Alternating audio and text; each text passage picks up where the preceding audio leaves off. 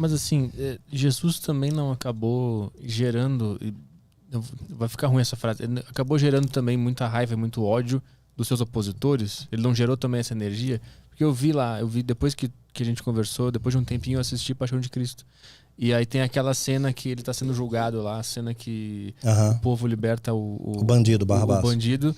E naquele momento eu vi que, em primeiro lugar, a voz do povo não é a voz de Deus. Não é a voz de Deus. Nesse momento eu já achei muito estranho, mas também aquela raiva toda que as pessoas estavam querendo que aquele cara se fudesse e apanhasse, não era uma energia ruim que equilibra com o amor dos que gostavam dele? Como é que explica ele Você ter vê gerado... como o povo é volúvel. Quando você realmente ama a Deus, você morre por Deus. Hoje eu posso fazer minhas as palavras de Paulo. Meu viver é Cristo, a morte é lucro. Mas quando você apenas tem uma fé, digamos assim, mais rasa, mais superficial, você é volúvel, né? Então aquele povo que pediu a crucificação, certamente eles viram milagres de Jesus, ouviram falar, né? Da água virar vinho. Quando você para pensar, quimicamente, a água virar vinho, é uma loucura. H2O virar uma molécula de vinho, você precisa de fissão nuclear, você tem que quebrar as moléculas atômicas, depois você tem que fazer fusão nuclear para fundir e formar nova molécula. É uma energia de milhares de estrelas. E Jesus fez isso sem se cansar, nem suou. Nem suou para isso.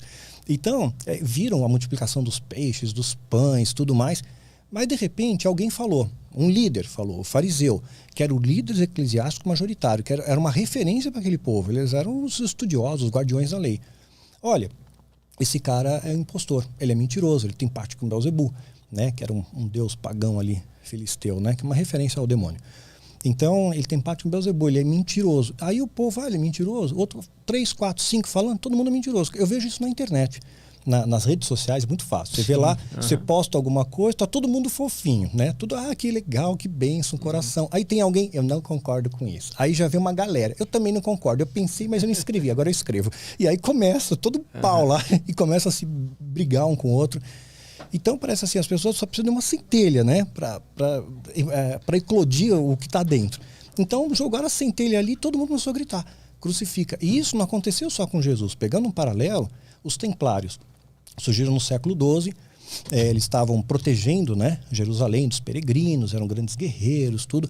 O começo foi fofinho dos templários, o povo amava os templários, né, eles protegiam, tinham cheio de ideais, eram monges também, né. Mais adiante, tudo bem, eles ficaram ricos, eles surtaram um pouco com a riqueza, né? Mas aí, de repente, alguém diz, no ritual de iniciação do templário, eles fazem profanação, eles cospem na cruz, eles têm atos de pedofilia, e de repente o povo acreditou naquilo, porque veio de uma liderança eclesiástica, veio do Papa, né? Veio do rei da França. Então acreditaram naquilo e o povo ficou louco e pediu a morte deles, queimado na fogueira. Perseguiram, acabou com a ordem dos templários. Então você vê que às vezes basta uma coisa muito pequena para mudar a voz do povo. Agora, quando você realmente fala do remanescente fiel que ama a Deus, os cristãos do primeiro século, por exemplo, você vê que eles tinham uma fé indestrutível. Podia jogar nas feras, podia queimar, podia perseguir. 300 anos eles viveram assim, debaixo de perseguição, e eles sobreviveram. E era uma igreja que não tinha dízimo, não tinha ato profético, não tinha o demônio dando testemunho na igreja, não tinha nada disso. As pessoas se ajudavam por amor. Era o amor que unia eles. Aí sim, Constantino vem, faz o Edito de Milão, o Concílio de Nicéia, e traz o cristianismo como religião oficial do Império Romano. Aí contaminou alguns valores e virou baixaria de novo. Aí corrompeu, né? Corrompeu. Aí vem Inquisição, cruzadas e aí lascou tudo. Quando eu tava vendo o filme, eu tava pensando pelo ponto de vista daqueles caras que estavam pedindo, condena esse cara, mata ele. Do ponto de vista deles, como energia, eles estavam sendo honestos com o que eles estavam sentindo, que aquele cara era o errado. Eu acho que é o poder da turba. Que é isso? Da multidão. Se tá todo mundo gritando a mesma coisa, no mesmo som, você vai junto com a manada. É o efeito manada. Tu acha que foi isso que com toda certeza. Fez Jesus ser crucificado? Com toda certeza. O efeito manada. É o poder da turba. Você começa a gritar e todo mundo grita, todo mundo gritando, então aí você se sente empoderado, fazendo parte de algo maior, né?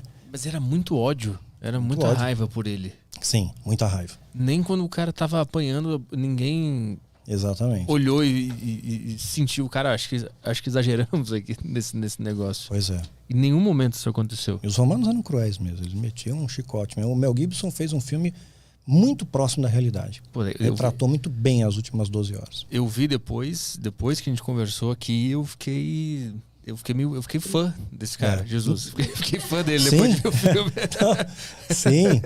Você vê, o que ele fez errado? Ele pregou amor, ele ensinou amor, ele viveu o amor.